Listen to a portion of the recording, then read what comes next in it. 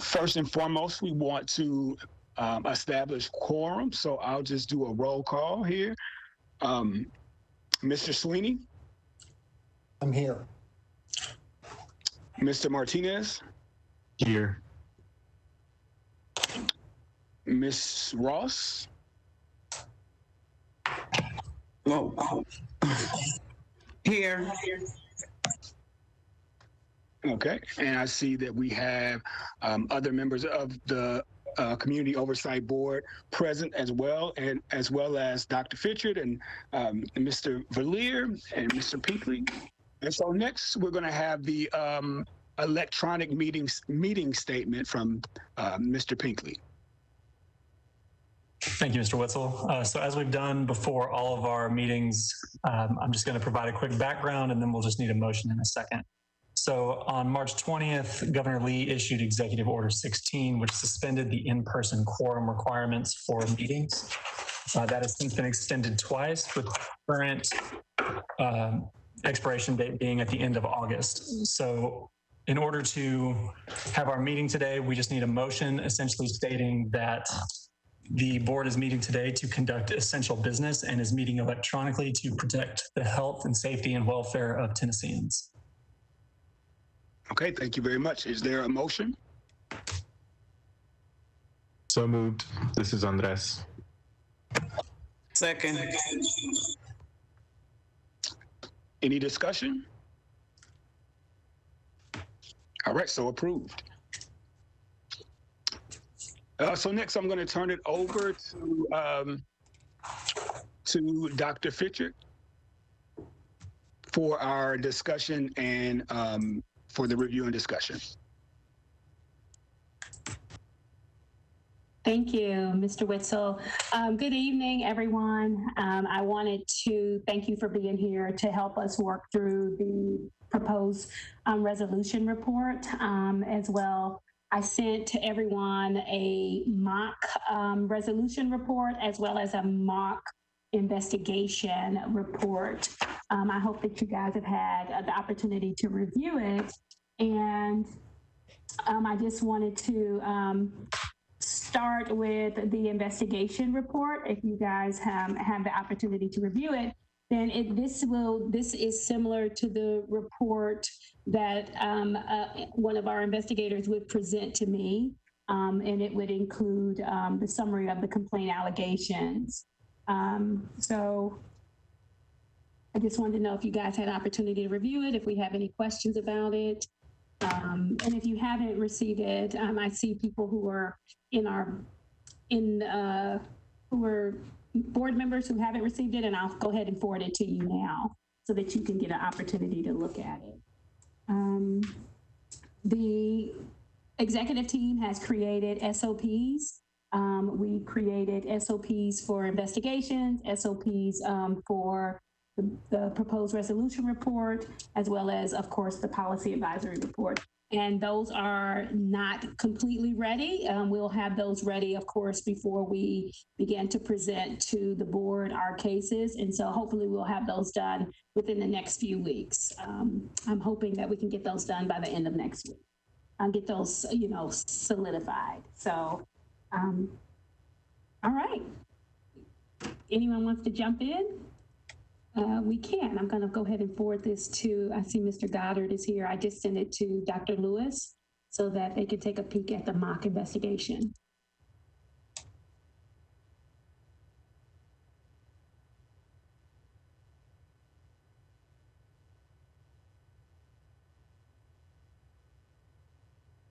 Did anyone have any questions about the investigation that I sent to you?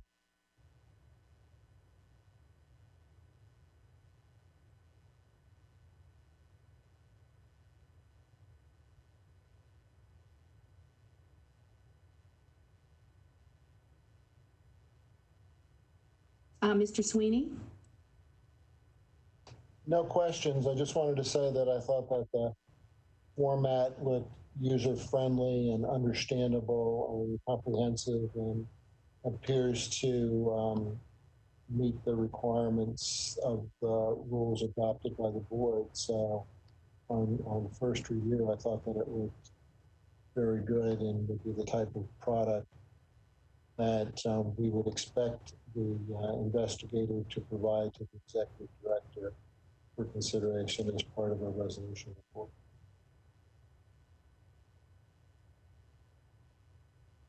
Thank you.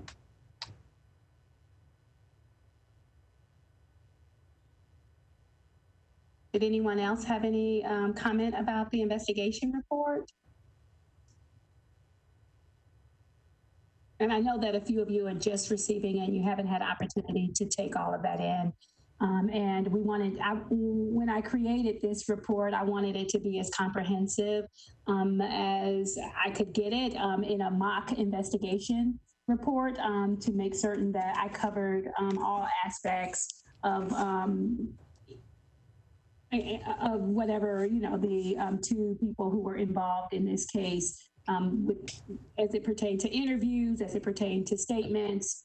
And so, I apologize that you got it late, but I just, I appreciate that, Mr. Sweeney. So if no one has other questions about that, we can move over to the proposed resolution report, which was drafted. And in its draft, this is just of course, a sample of what I envision we would, present to the board. It is not, in stone. And if you guys have suggestions or if you have comments about it, if you want to recommend something, as it pertains to the flow of the form or the style of it, I would appreciate that as well.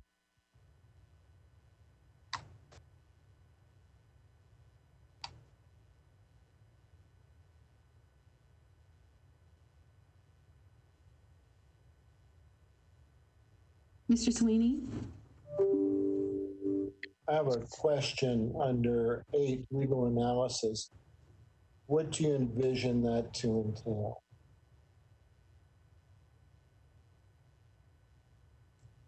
Because just from looking at the rules, I don't know that there needs to be a separate legal analysis part. I just think that there needs to be consultation between the executive director and legal advisor. And I think maybe if the report says that, that was done or there's concurrence or something like that, I don't know what a separate legal analysis section say or add. So I'm just curious as to what your thoughts are.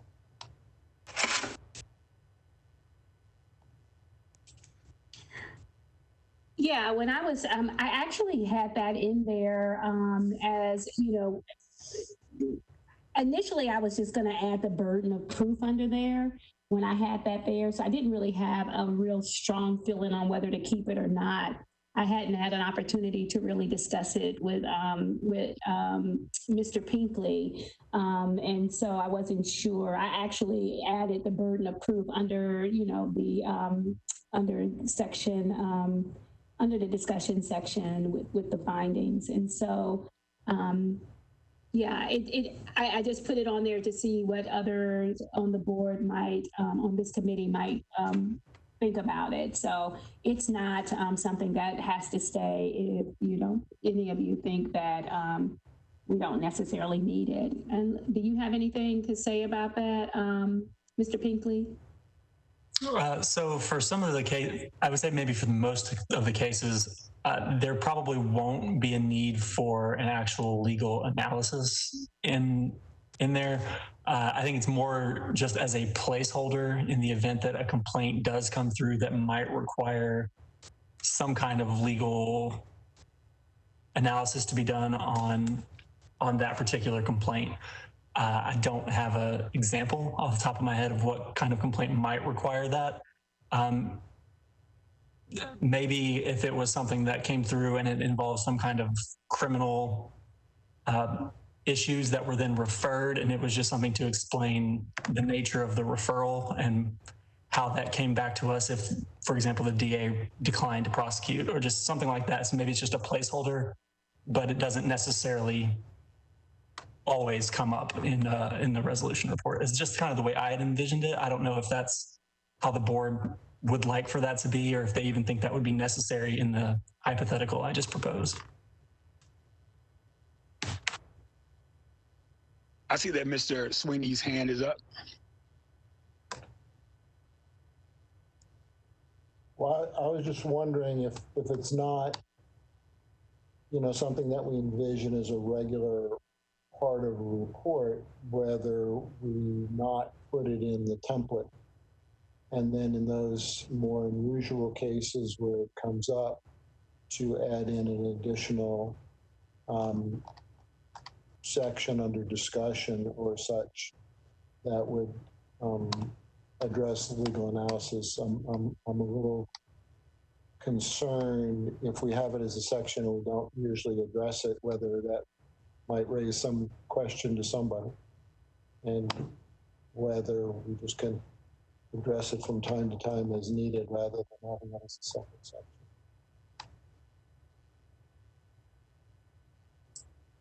That makes sense to me. We can remove that one. I did want to also point out that in section 9, where it says recommended corrective action, I didn't put the recommendation in there. I ran out of time, but that section needs to be corrected as well. I just, added the actual, a portion of the grid so that you would know that was part of the grid, and those were the different disciplinary corrective action grid. That was the actual information, but I didn't make my recommendation yet. So I need to put that in section number 9, which would now become section number 8, since we're going to take out the legal analysis. Does anyone have any as for the style of it, is there enough information in this? Does it make sense? So yeah, this is the time that we have to get as much feedback as we can before we move forward on any type of resolution report. I'd like to have it very clear. When you read this, is it easy to understand? Those are the types of things that I'm wanting to know.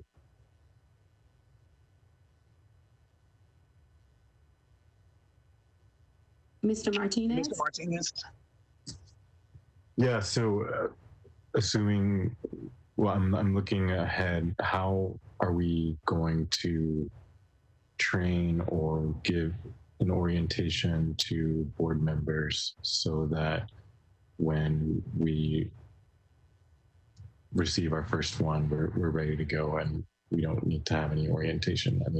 We need to be prepared and trained on how to review this before we actually get the first one. So how can we address that? That's a really good question. I think what I'm going to do is, of course, send this out to every board member, even those who aren't, of course, who weren't able to make the meeting today, so that they can look at the mock reports, and we can solicit some feedback, and as well as, talk to them about, or maybe I don't know. I think maybe working through, if that's something that we need to do individually, that I can reach out to everyone and tell them what the process will look like. I think that we need to work and figure out what the process is, because we haven't really talked about that yet as well. Mr. Sweeney?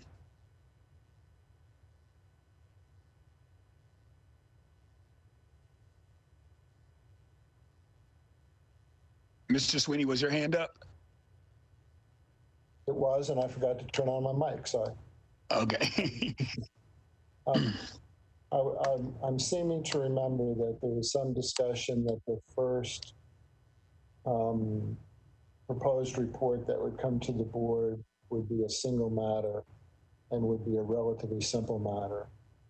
And that if that's still the plan, it may be that in addition to the written materials that are presented, that the process could be explained to the board at the same time as the board meeting. if that first matter is fairly straightforward and direct.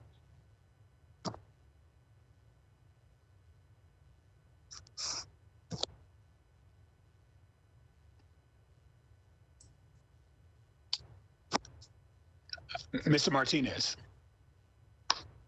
So we would all read the resolution report during the meeting. Is that, or do we receive it in advance?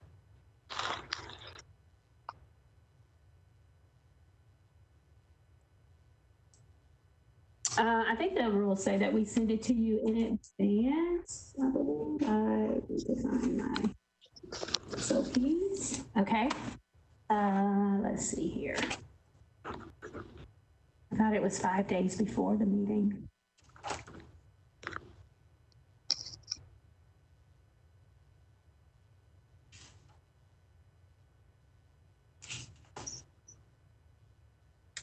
The rules require that it's at least posted on the COB website up to 10 days beforehand. And then we also have to notify the complainant and the accused officer or employee up to 5 days beforehand. So the board should have time to review that since it'll be posted online. I have a question. When it comes to what's put in the report and what's released to the public, what are those things that we should be thinking about in terms of what is confidential and what is released to the public?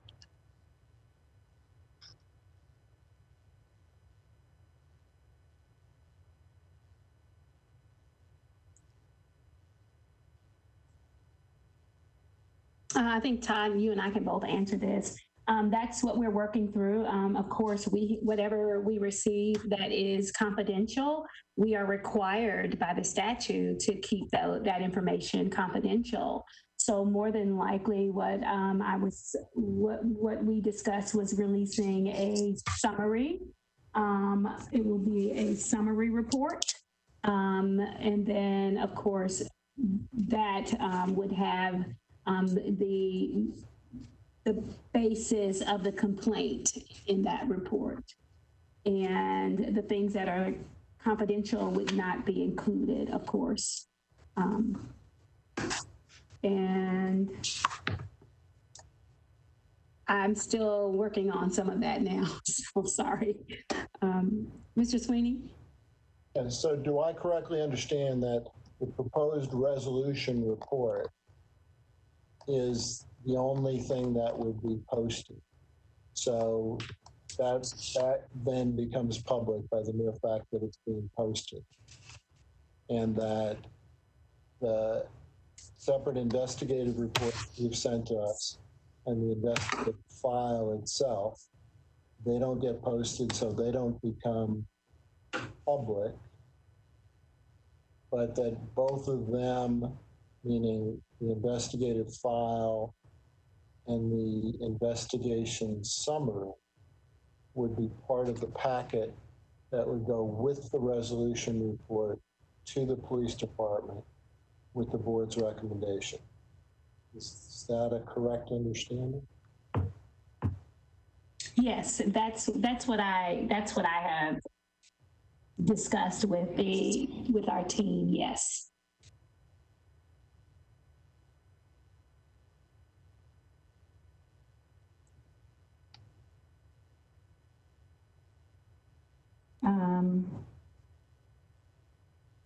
Mr. Martinez?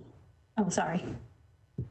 So we would get a separate investigative record emailed to us 10 days before that we would also review.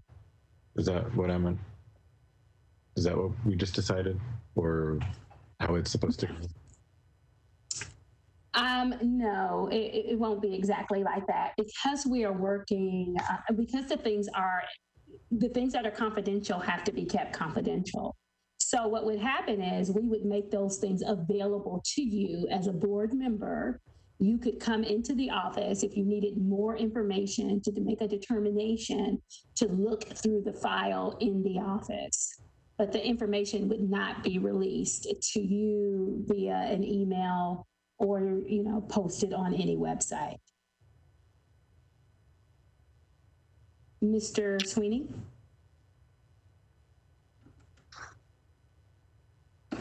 Sorry, I just forgot to take my hand down. Ms. Ross. So we need, I'm sorry for the echo. We need to make sure that the board members know that they have to come in office to review any more information.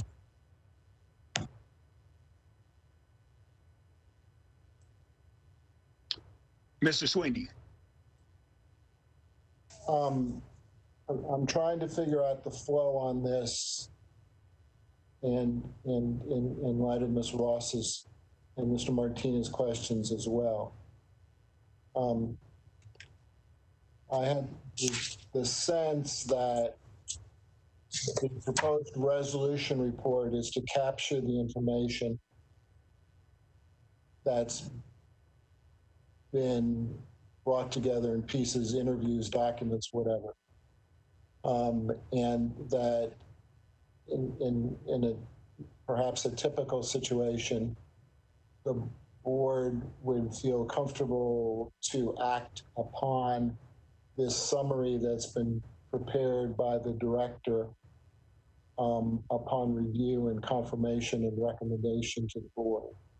And that if for some reason any member sought additional information or a greater level of detail, that then they could go to the file at the office, for example, to, you know, read a interview statement or something like that. That was my sense. Is that how it's envisioned? Ms. Fitcher? Yes. We would make the file available for them to listen to the interview or read the interview and look through the documents.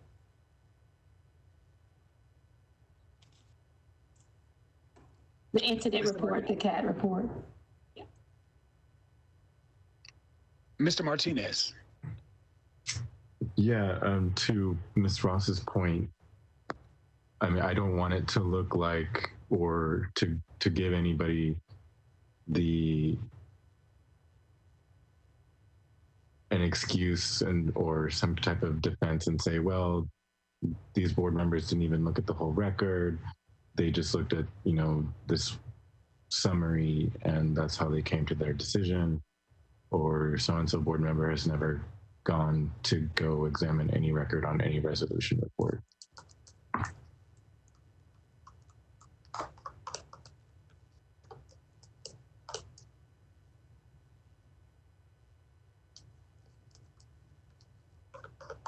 Any other thoughts?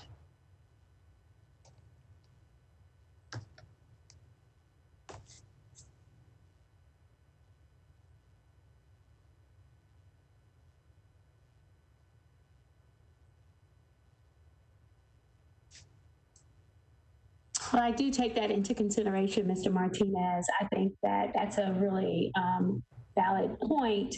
You know, so we have two things working here. We have the fact that I can create the information in a summary, and of course, the things that would be confidential would not be in the, of course, in the summary. But I mean, by statute, we have to keep the things that are confidential, confidential. And so they're, and I don't know exactly at this point what, you know, like what that would possibly be, but I think that that is that could be a valid concern. And, you know,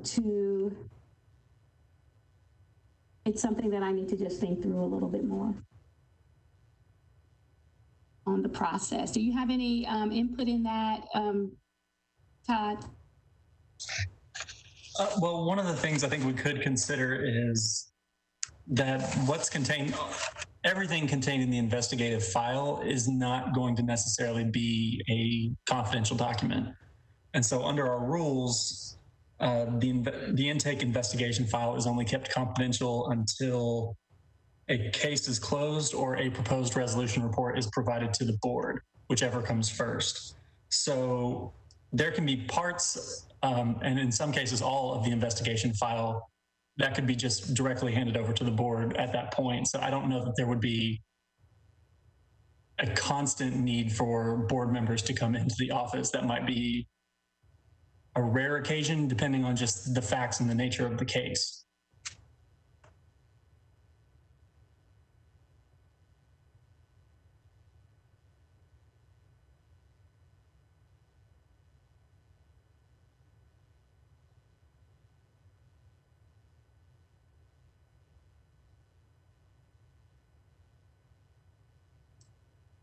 Did that answer your question, Mr. Martinez?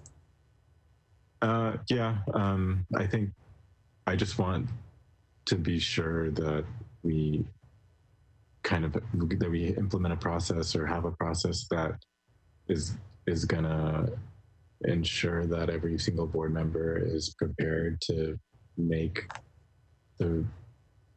any decision, and that we are not being criticized for being unprepared and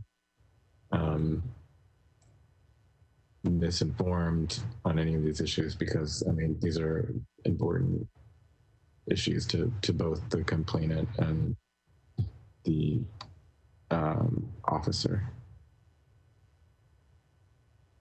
Okay, thank you. Mr. Sweeney.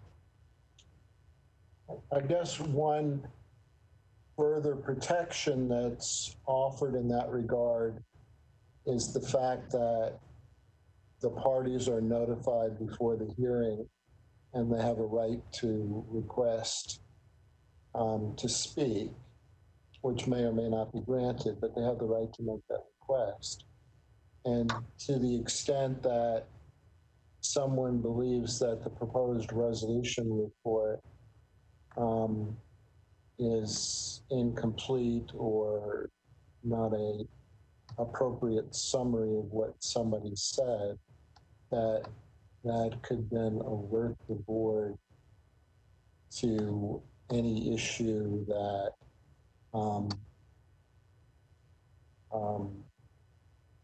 needs further review or consideration by going back and looking at original documents. If I recall correctly, the current rules state that the board will be reviewing these recommendations that come from the executive director with a presumption of correctness. Now, of course, the board can always change that standard, but you know, at the moment they come with that perception, and I think, you know, it's appropriate for us to believe that a report that comes from the executive director that's been reviewed by legal counsel will accurately describe the information that's been received.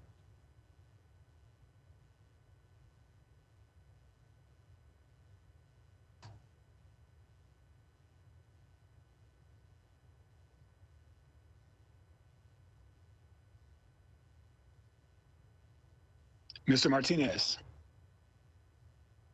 Yeah, I think that makes a lot of sense.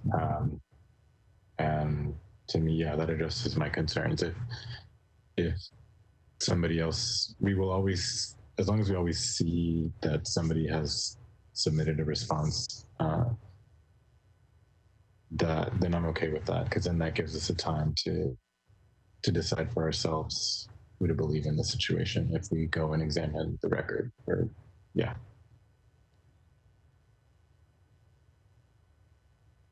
Mr. Sweeney? Yeah, along those lines, I am following up on Mr. Martinez. I think that resolution report SOP should state that the executive director will provide to the board whatever request there has been to speak and the reasons stated for it, or any other kind of response that we receive to the report, whether permission to speak is granted or not, so as to alert the board to any particular matter it should be alert to if it wasn't already obvious from the review of the report itself.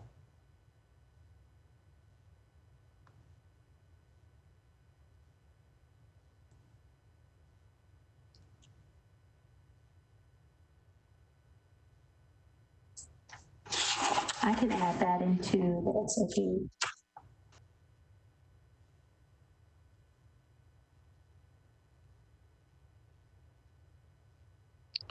Mr. Campbell Gooch.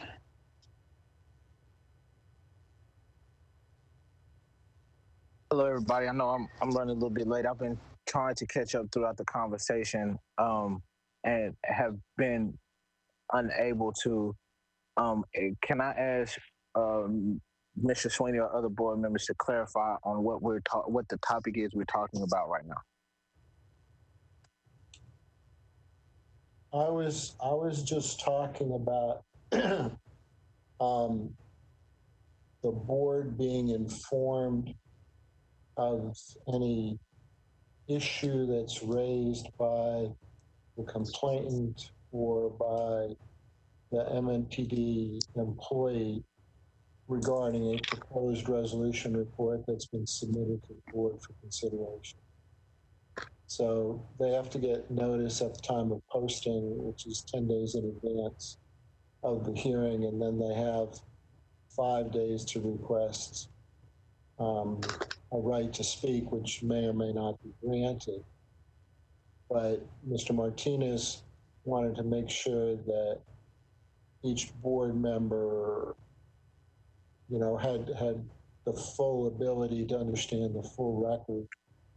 And since the proposed resolution report comes up as a summary and not the full record, he expressed concern about everybody being fully aware and knowledgeable at the time of considering the resolution report. And so Director Fitchard was saying that she would be glad to revise the draft protocol for the resolution report to notify board members of any type of response or request to speak as to a resolution report that was received, whether or not permission to speak was actually. Mr. Campbell Gooch. For that succinct overview, Sweeney, I think that sounds about correct. Question, excuse me if this is remedial and going over something that was already discussed, but that seems like a conversation that would be placed on the executive committee. So that's my first view, and then also my second view is, and I just wanted to bring this up too. I think since day one they've been saying that our board is not legitimate, so I feel like there's already going to be an air of like delegitimization. I don't know if I said that right. Before we even issue a resolution report, I just wanted to like raise that up here.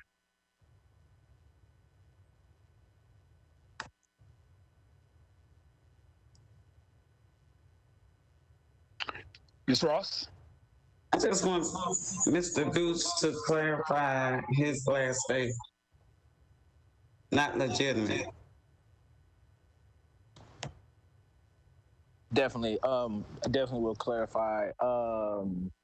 We kind of heard it on the we've heard it in public comment, or we've heard it from police officers that say that since we're not actively in law enforcement, then how can we oversee law enforcement? So it's been that narrative like over and over again. And so it's like my fear is that to counterbalance that narrative that we know we're going to get anyway, that we're going to tie things up in too much red tape, trying to make ourselves appear legitimate to to MNPD when a lot of people are never going to see us as legitimate. That's why I was going with that. I'm just afraid, and I'm not talking about this moment. I just wanted to stick a pin in this and uplift this. I'm just afraid by trying to counterbalance and convince people that are never going to be convinced that we're legitimate. We're going to tie up something in red tape, and then it's going to be too hard to execute our duty. Does that clarify for you, Ms. Ross?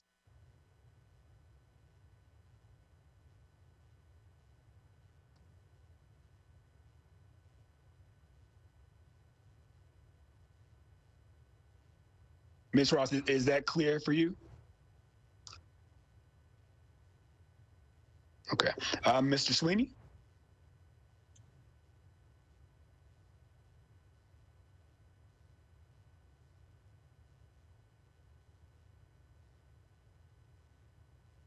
Mr. Sweeney? Sorry.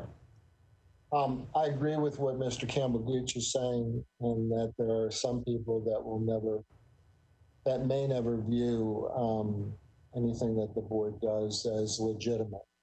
But I think that that's one of the reasons why we're going through the exercise that we're going through now, in order to show professionalism and the considerations that support resolution reports and the recommendations that are made.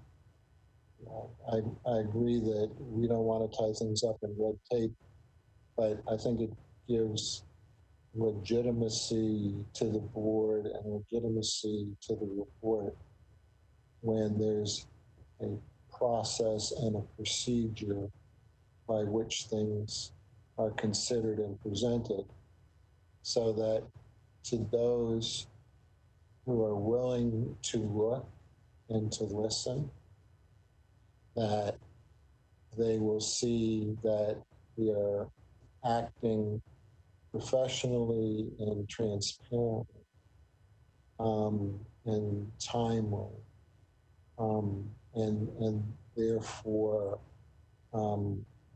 the recommendations that we make will be legitimate, even if they're not accepted by the police department, because of course we can't force acceptance. But this is then a matter that we can, make clear to the council that may listen more actively, or to the mayor who may listen more actively, and to those members of the public who are willing to look and see and consider what we've done and why, and having posted the recommendation publicly on our site before we consider, and then consider at an open meeting, that then again promotes the professionalism and promotes the transparency. And hopefully over time, as we go through this, we develop a reputation that we're then looked to and say, these folks are knowledgeable, and these folks look at these matters closely, and they don't get caught up in the side issues, but they deal with what's been presented in a way, that's reasonable. And I think that's the most we can ever do. But that if we don't have a formal process that people can look and say, what is your process? That is something that can lead to criticism of not doing things in a clear and transparent, fair way.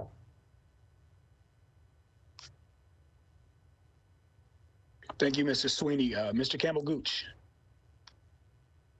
Yeah, so yeah, I appreciate Mr. Sweeney like laying that out in the way that he did. I think it was like very clear.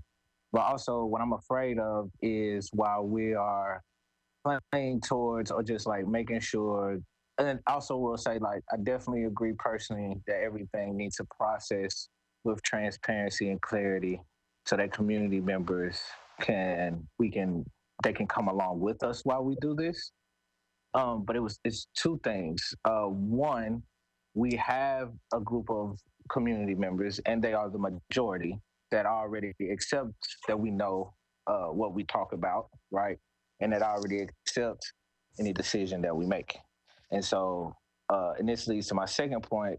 My fear is that the need for a process will outweigh literally the community's need for education, transparency, and clarity around police right now. And so I think that's at the core of what I wanted to raise up. We have people that need information literally today. So I know sometimes quickness can get in the way, quickness and efficiency can get in the way of process, but it feels like the moment that we're in, we need quick, efficient action. And I just wanted to put a pin that I don't want to start wrapping things up with the hope that 2 years down the line we can get more people involved. But I want to center the people that we have now. So hopefully that critical mass of people then can make sure the people are always participating in this board. Mr. Sweeney. One, a question and one, a comment.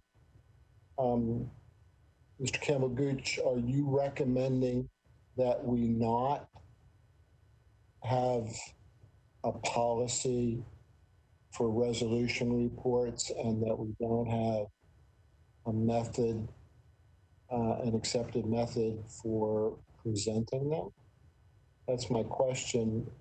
But my further comment is, I would hope that we would have a process, and I would hope that once it's decided upon, then things will move much more quickly in order to bring those to the board and then move them through so that the community can see what and how and why we're doing it.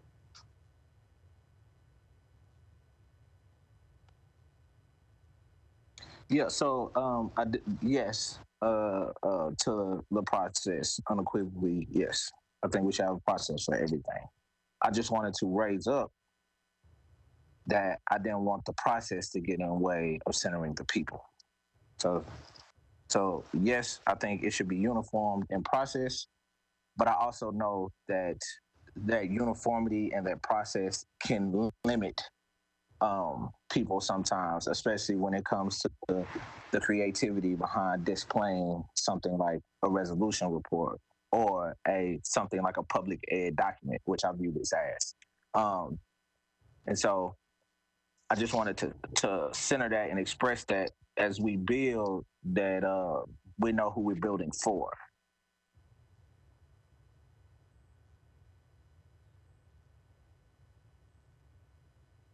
Mr. Sweeney? Toward that end, as Mr. Campbell Gooch regularly and appropriately reminds us of the community focus, I do think that it's valuable before the procedure gets finalized and the format for it gets finalized, that those on the board closest to the community be asked to look most carefully at the language that we use in order to make sure that it communicates most clearly to the the community at large as to what we are trying to do and how we are trying to do it.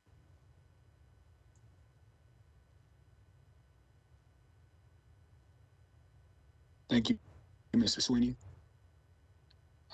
Ms. Ross?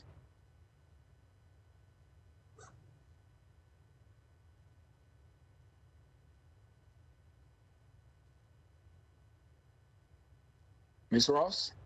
What, my button? Right now I feel comfortable with the language, as a community member.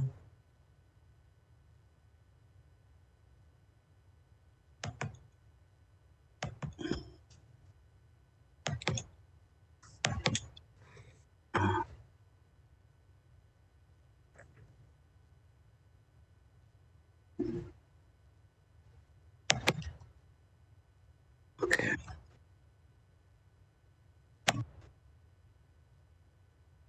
Ms. Ross, are you still there? Okay. I'm here. Okay, I just wanted to make sure you were done. I heard some. Yeah, I was trying to click some buttons. Okay. I have a question about the summary. Are there things, and I know Mr. Martinez brought up training earlier in the call, but are there, in terms of writing the summary, I know that there may be, we might all write summaries differently. So is there like an ideal, or is there like a checklist of things that must be in there? And are there any thoughts around like the length of a summary, what's too long, what might not be long enough? And I know it can vary from case to case, but I just was wondering if there's going to be some like very concrete things that as we're trained to do these that we'll need to go in there.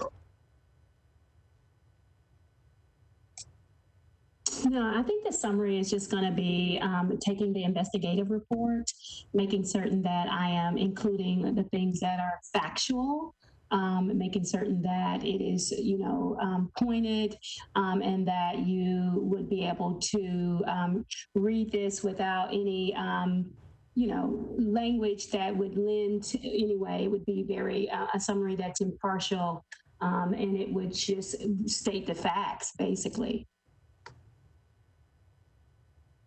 Thank you. Mr. Sweeney. Yeah, I mean, we have two different documents here. One, which I think is a summary of the investigation. And if I recall correctly, there is a separate SOP that says how the investigation is supposed to be conducted and what is then supposed to be in the investigator's report. And that it's then from that investigator's report that the executive director makes her findings from the summary and from the raw investigative file itself, that the executive director makes the findings, which then get presented to the board, basically incorporating the factual summary prepared by the investigator as supplemented by the executive director as she finds appropriate from the review of the record itself. Is that correct, Director Fincher? Yeah, I think that is exactly right. We have to follow, we have SOPs for investigations, we have SOPs for the resolution report. So what would be in my summary would be the things that are required, that I'm making certain that I'm including the things that are in the SOPs, because that's what our guideline is, and that's what we need to use to be able to present either the PRR or even the investigative summary and the investigative report. Thank you. Any further questions or thoughts?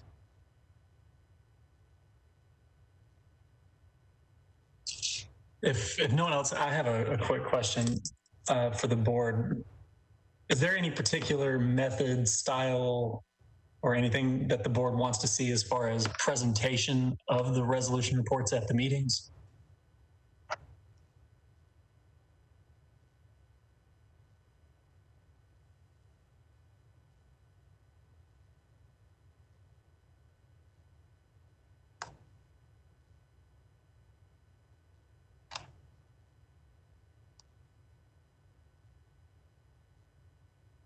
Mr. Sweeney?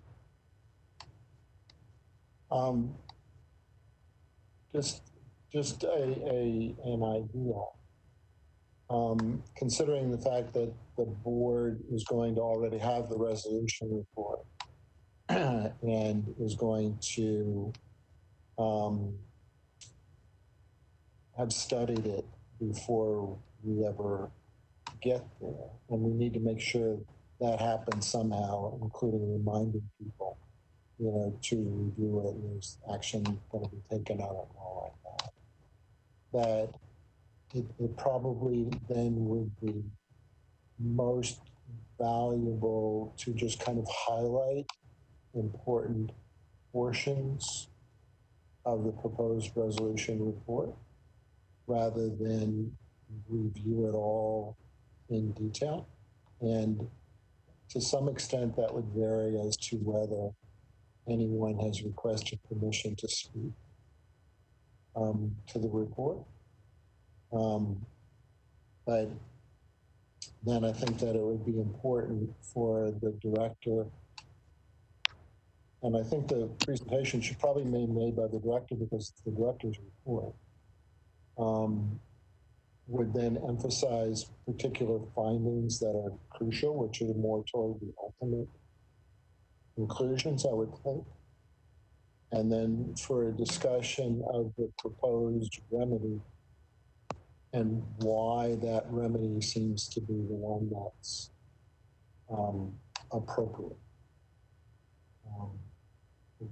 Those are just thoughts. Thank you, Mr. Sweeney. Mr. Campbell Gooch. Yeah, I was going to say something very similar, like just like a summary, like the highlighted, like the highlight portions, and also like suggestions on like if you find something out, like a data point that needs more follow-up investigation, like a policy hole or a gap that we didn't know existed, or just like a direction. I would like to have a piece in there too, because it's just like the staff. I mean, I feel like y'all are credible messengers in this situation, so you all will have like be able to see the entire field, and I want you to have like everything at your disposal to be able to paint that entire field for us.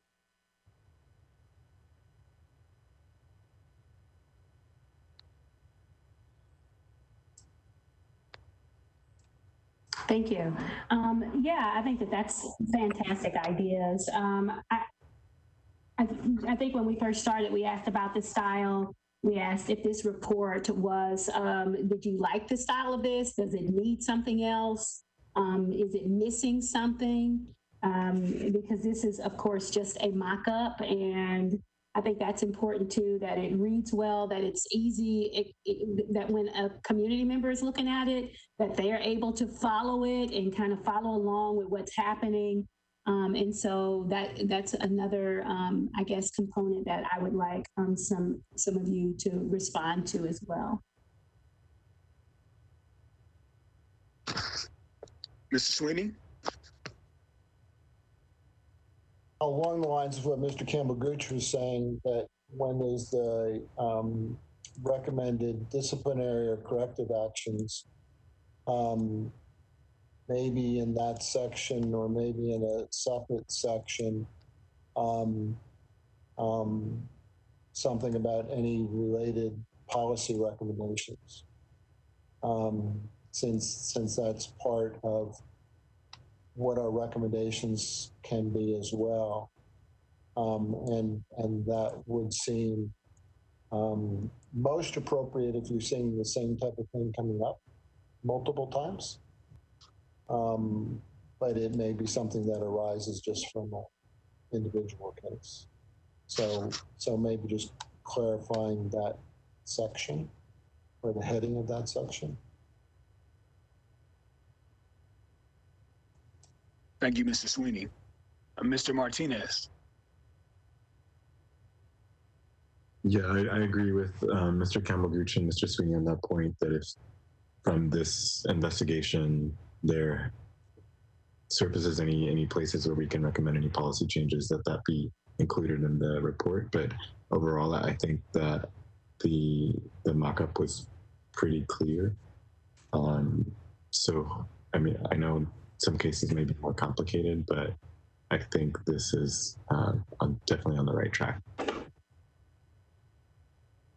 Thank you. Thank you, Mr. Martinez. Mr. Campbell-Gooch. Well, I had two questions. One, Director Fisher, how do you feel about the report? About how I know you did the mock-up, but I'm just curious about what you think about it. Well, I guess three questions. And then my second question is, I know these mock-ups are for like, it looks like individual incidents, like one-off complaints, but what happens if we have an officer who this is like their third or fourth complaint? And then three, I'm just curious about how other board members who I haven't heard speak are feeling that are on this call. So like Mr. Hughes, Ms. Ross, Mr. Goddard, I just am curious about like what they're hearing and how they're feeling about this.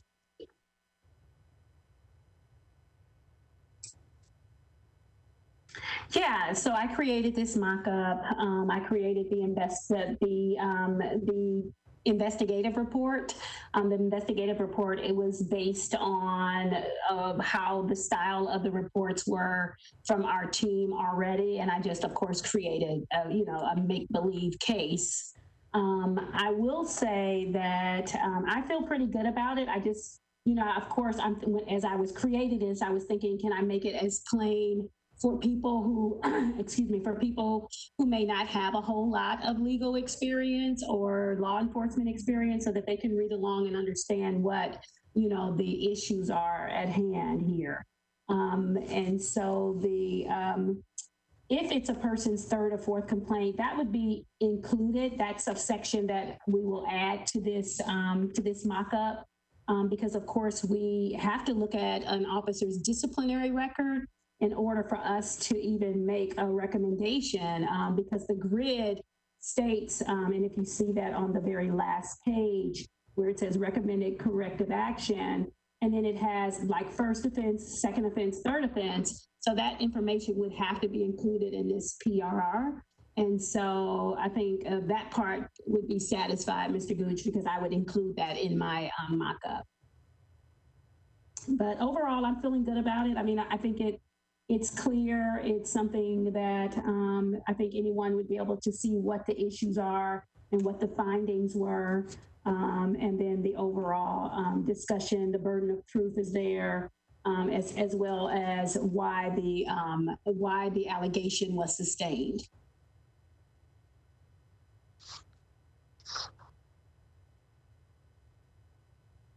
Thank you very much, Mr. Sweeney.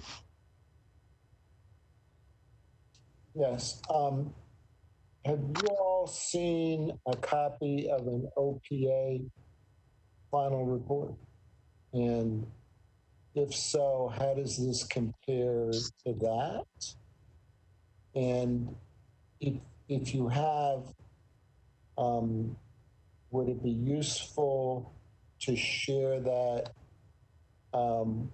with the committee, if it's shareable, or maybe it's confidential, whatever you might have, and therefore can't be shared. But, even if you don't have anything that you can share, if you've seen something, how does our report compare with yours?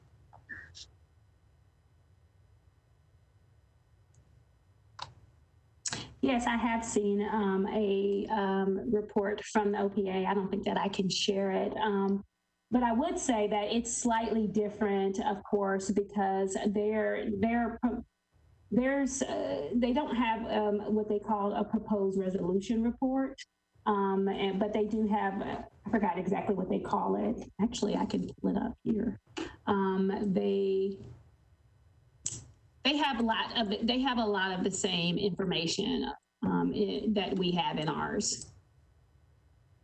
And I think that we have, and also as I was creating this, I was looking around at other agencies who were similar, and looking at how they, they're, of course, every agency, when you look at police accountability agencies across the country, they do something different. There's different laws, statutes that require that they have different things added to theirs. And so, like when we talked a little bit, I don't know if you were here, Mr. Gooch, when we talked about the legal analysis section, some people have to have that in their proposed resolution reports. Like there's many agencies, I would say at least 3 or 4, that put all of their information online. And so, whether it be video or whether it be reports or whether, there's a whole bunch, and then there's some that redact everything. So I think that if we're comparing it to OPA, I think it's comparable to theirs. Of course, it's slightly different as it pertains to the information, because of course with OPA, they're just sending it straight to the chief of police and not making it public, as well as they're not creating like this proposed resolution report.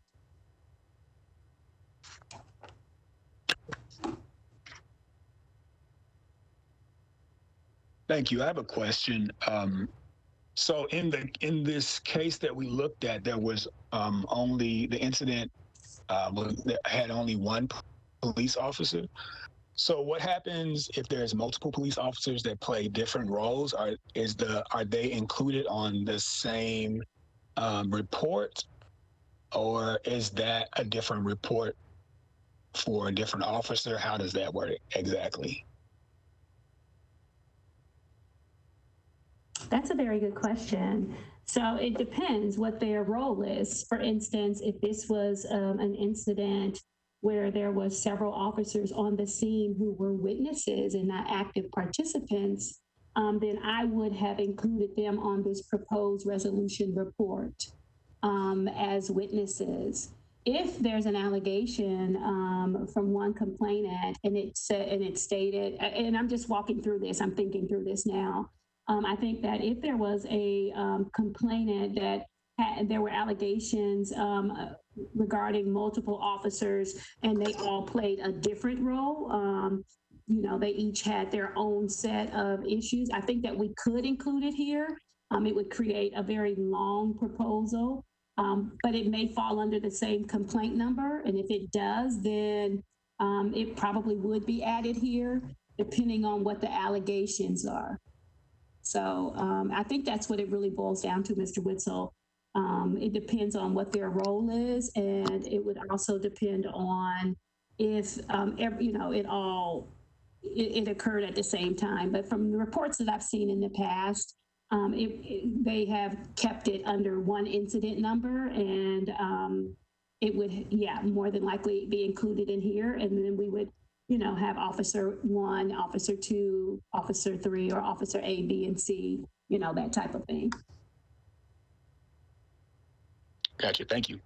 Mr. Sweeney. Yes, going back to the OPA report, Director Fitchard, are there any major types of information that they have in their reports that we will not have in ours? And if that's not something that you know right now, I would just suggest a review of theirs just to see if there's anything else that they capture as supposedly important that perhaps we should be capturing here as well.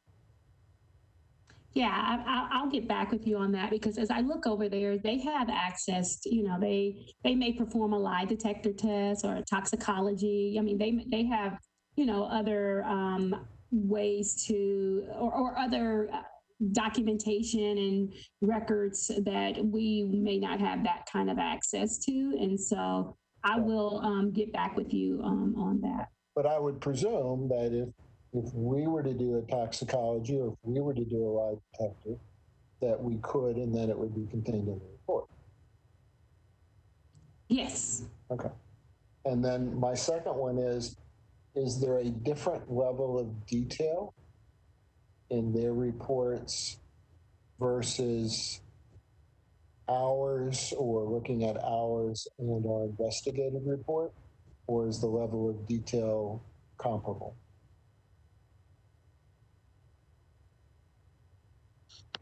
I would say the level of detail is comparable.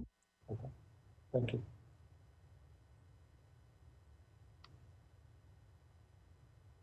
Mr. Campbell Gooch. Yes, I'm still curious on what other board members are thinking as well, but I read a study one time, I think Dr. Valier, if you can help me out here, but it was about how essentially cops with police that violate or harm the community hang out with other police that violate and harm the community. I can't remember what the term for them are, but I'm curious.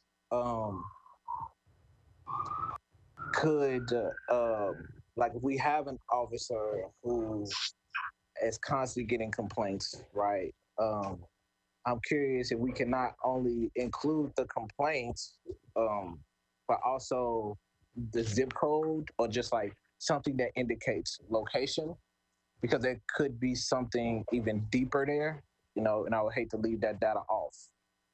I don't, I'm not sure if that's something that we can include when we talk about one officer having multiple complaints, just where that officer is doing that harm.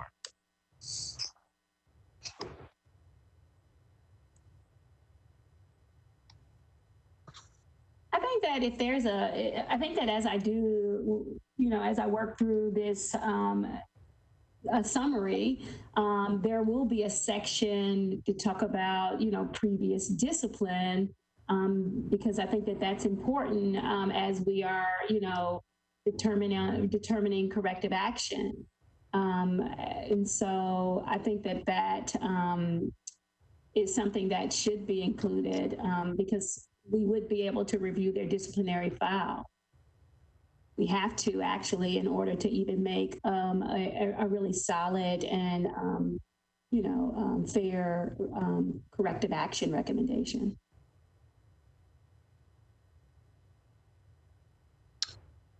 Mr. Hughes.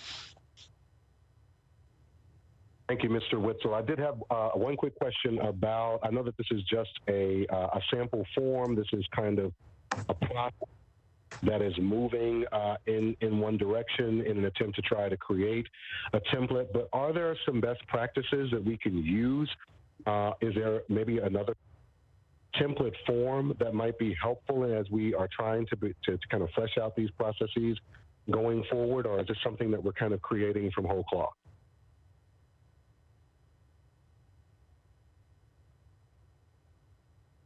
Yeah, I looked at other forms from other cities, and I decided to create this form the way that it is because a lot of the other forms that I reviewed were really heavy on the legalese side, and that they have a different way of reporting incidents based on, I'm assuming, what their laws require. And so that is the reason why I decided to move forward with the way that this looks. And this looks similar to how our investigative summaries will look. So they're comparable to one another. And so as you are reading over the summary, and then you look at your PRR, they look similar. And I think that it's easy to follow along, as well as easy for the community to follow along when it's posted.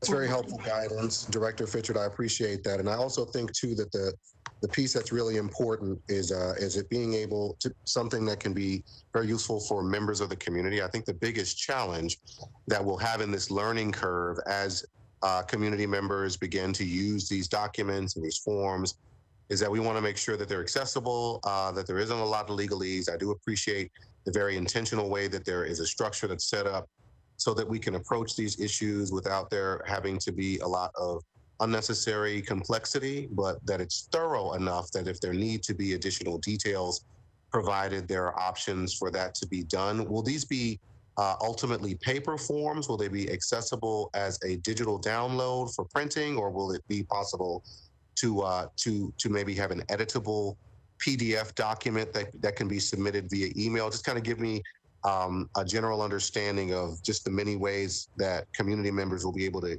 ultimately, once this is kind of fleshed out, be able to access the document. And will there be the opportunity to have these translated into multiple languages, that kind of thing? Just give me the general lay of the processes. Yeah, I think that's a good question. We haven't really, fleshed that out yet, but I think I've spoken with Dr. Valier in the past in regards to having a database, and using Metro. Of course, we're very limited on what we can do with Metro's system currently. And so right now the way that we have to upload our information is basically kind of, I wouldn't say antiquated, but we have it on our website under documents, and we would probably have a header that said proposed resolution reports and the date, and they would be able to look at that. I can't recall whether or not that information is downloadable or not, but he and I have talked in the past in regards to how we would want to move forward in having these on our website, as well as on, maybe having its own data set on Nashville.gov. And so I haven't worked through all that, Mr. Hughes. And so, but those are good points and questions to help me formulate our next steps in how we would want to make certain that we're reporting this and it's accessible to all community members. So thanks. That is very helpful. Thank you, Director Fitchard, and I appreciate the opportunity to ask those questions. And thank you also, Chairman Witzel. Thank you, Mr. Hughes. Mr. Sweeney. Yes, on the issue of the format of the report,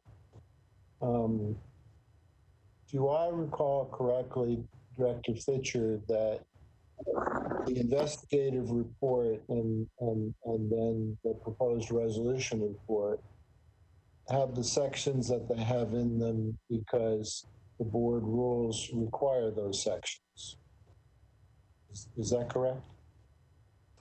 Yeah, that is correct. So that is, we follow those, sorry. Yeah, that is correct. They have sections in our rules that tell us which ones that we should have in there. And there was a section that I need to add to it, and that would be the section that, that talks about the factual findings, and that would be the sustain, the not sustain, the policy exoneration and unfounded. That's another section that will be included in the PRR going forward. Okay. Isn't that sustained part in your findings at the end of it? Yeah, but I didn't put the definitions in there. That's what I. Oh, okay. And then Mr. Hughes asked a question about public accessibility and how the public would be able to use the forms and complete the forms and fill them in and provide information. Do I understand right that these forms that we've been looking at today, these are purely internal, and that they get started with a complaint that comes in from the public? But these forms we're looking at are forms that are made by your investigator as far as the investigative report, and then the PRR is prepared by you. Is that correct? That's correct. So the public wouldn't have access to something that they could edit as far as these reports, would they? No, they would not. Okay. They would have access to the proposed resolution report. Okay.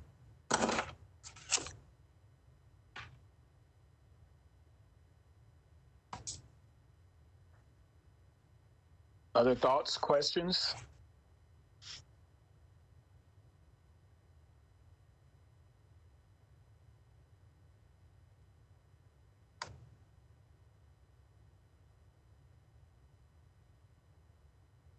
So, Dr. Fitchard, what's next steps for this process?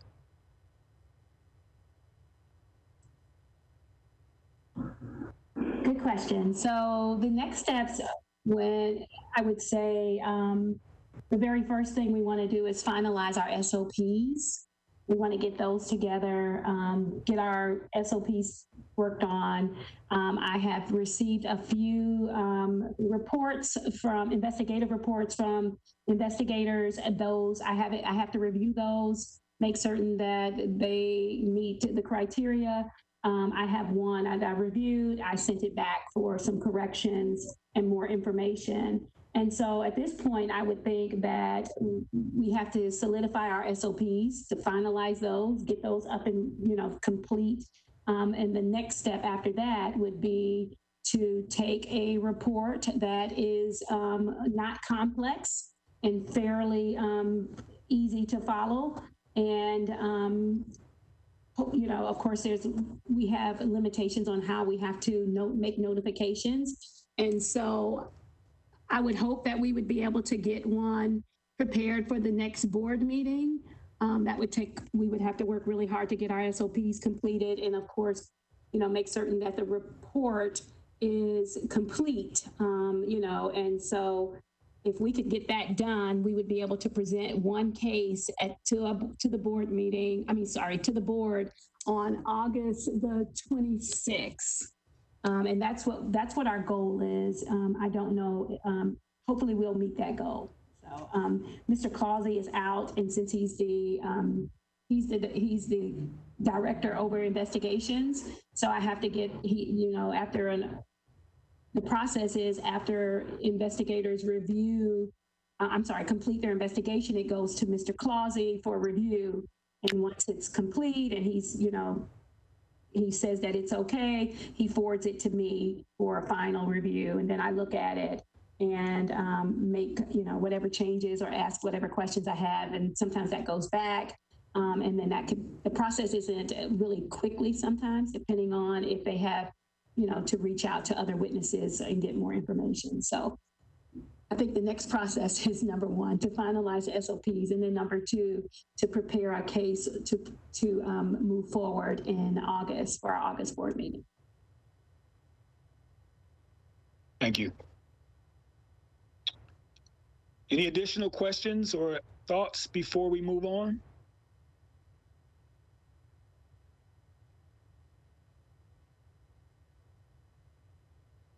All right.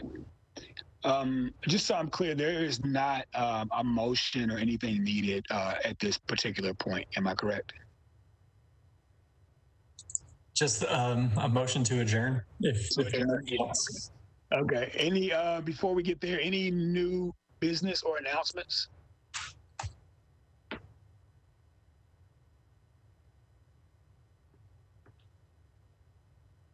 No announcements? All right. Is there a motion to adjourn? Mr. Chair, if I could just really briefly, I did have one small announcement. I just wanted to make a reminder to those who are listening in the audience that the election day is coming very quickly. August the 6th is election day, and I encourage everyone who has the opportunity to go out and avail themselves of the opportunity to vote. Make sure that you wear your mask, bring your state ID, and be very safe at the polls as we are in a current and ongoing pandemic. But thank you so much for for adjudicating this procedure, and I would like to make a motion to adjourn. Thank you, Mr. Hughes. Is there a second? So move. Second. We'll do a roll call vote here.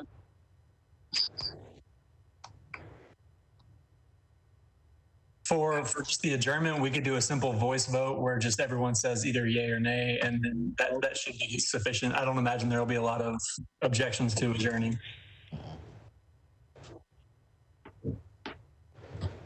I'm sorry. Yes, to adjourn the meeting.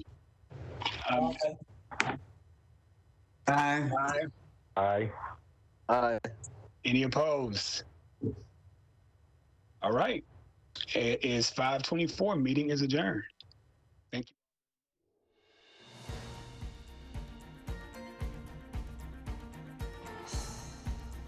This has been a service of the Metro Nashville Network. If you would like to see this presentation again, or for more information about this and other programs, visit nashville.gov.